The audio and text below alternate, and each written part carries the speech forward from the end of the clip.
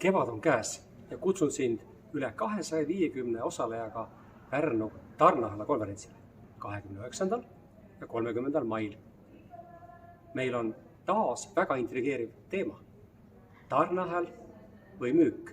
Arutleme selle ümber, kumb on tänases majandusolukorras olulisem. Konverentsi programm koosneb 5 sambast. Globaalne vaade, lokaalne Tarneahela juhi töölauavaade, müügi ja Tarneahela koostöö või vastasseisuvaade, juhtimise vaade ning loomulikult, nagu ikka Pärnus, hulgaliselt praktilisi tööriistu. Oma kogemusi ja lugusid tulevad jagama enam kui 25 juhti, eksperti, spetsialisti. Seekord tulevad teiste seas lavale Jelven, Etsnord, Kermari, Jook, Swedbank, DHL, Eolane ja Küünenagel ning paljud teised.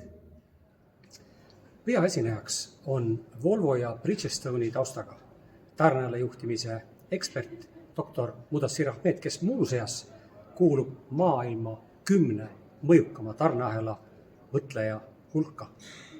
Tema teemaks on Tarneahela juhtimise transformatsioon. Meil on äärmiselt hea meel, et konverentsi lavale saime hanke- ja ostujuhtimise tõelise profi.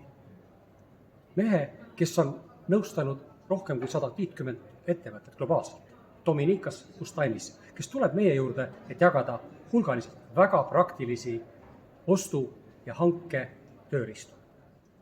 Enam kui 180 Tarneahela juhtimise eksperti ning ettevõtte juhti on end Pärnu konverentsile juba kirja pannud.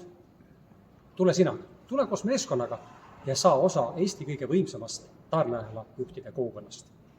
Vaata lisainfot ning pane end kirja aadressil supplychain.ee. Kohtume Pärnus!